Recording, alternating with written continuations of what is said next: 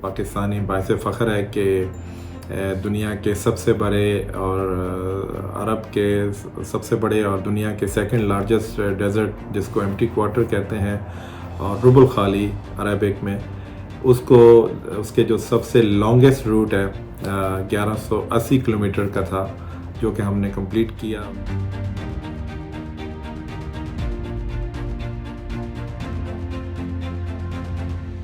پورے عرب کا سب سے بڑا صحرا ہے اور بالکل ایمٹی ہے، جس کے مختلف ممالک سے اس کا کنیکشن ہے، جس میں یو اے ای، عمان اور یمن اور سعودی عرب کا ایک ٹھیک ٹھاک ایریا اس ایمٹی کوارٹر میں آتا ہے۔ ہمارے ساتھ مختلف ممالک کے لوگ تھے، جس میں ساؤتھ افریقہ اور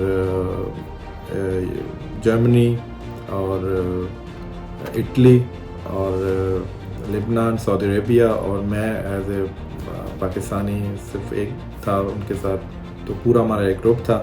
شوق سے کرتے ہیں یہ activity, desert off roading. On road تو گاڑی ہر کوئی چلا لیتا ہے، لیکن آف روڈ کا اپنا ایک فن ہے، اپنی ایک ایکٹیویٹی ہے جس میں آپ کو فل ٹائم ایکٹیو رہنا ہوتا ہے۔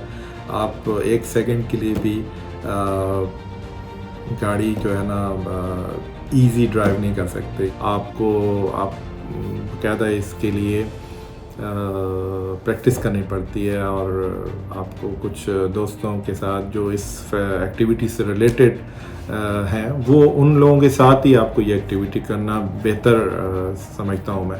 اس سفر کو مکمل کرنے کے لیے ہم نے باقاعدہ تیاری کی۔ ہم لوگوں نے اس کے لیے اپنی گاڑی کو مینٹین کیا، گاڑی کے لیے پراپر اس کے اپ لفٹ کرائی، اس کا ہر چیز کا ارینجمنٹ کیا تاکہ وہ گاڑی آف روڈ کے لیے تیار ہو۔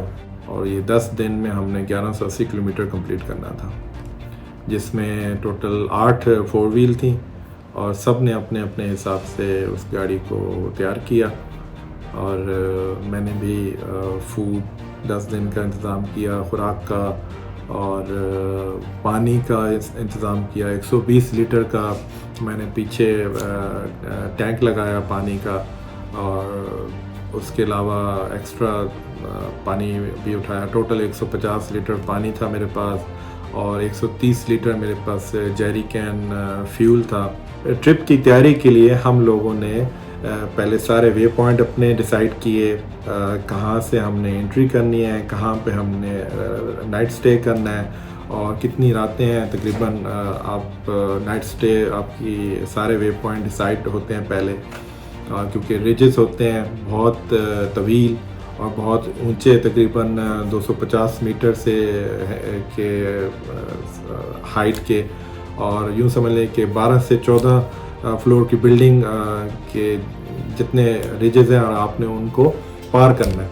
سافٹ سینڈ کا بڑا ایشو ہوتا تھا، بڑی سافٹ سینڈ کا ہمیں بڑی دفعہ ہماری گاڑیاں میرے ساتھ جتنے بھی دوست تھے ان کی گاڑیاں پھنستے رہیں۔ 4 دن کے ٹریول کے بعد تو ہم جو کیلکولیشن کی، اور نیکسٹ جتنی ہماری ٹریول جرنی رہتی تھی اس کی کیلکولیشن کرنے کے بعد آئیڈیا ہو گیا کہ میرے پاس آلموسٹ کوئی 30 لیٹر فیول کم ہے، اور جو ریفیولنگ کے لیے ٹیم آئی تھی ان کے پاس اتنا فیول نہیں تھا۔ تو اس کا پھر یہی ایک حل تھا کہ ہم نے گاڑی جو ہے، میں نے خاص طور پہ گاڑی میں سب سے پہلے تو اے سی بند کر دیا، زیادہ یوز نہیں کیا۔ بس جس وقت سینڈ اسٹارم آتے تھے، جو سب سے جیسا کہ خطرناک بات وہاں پہ ڈیزرٹ میں یہ تھی کہ سینڈ اسٹارم کبھی بھی آ جاتا تھا، تو ہم نے کافی 2 دن 3 دن سینڈ اسٹارم فیس کیے۔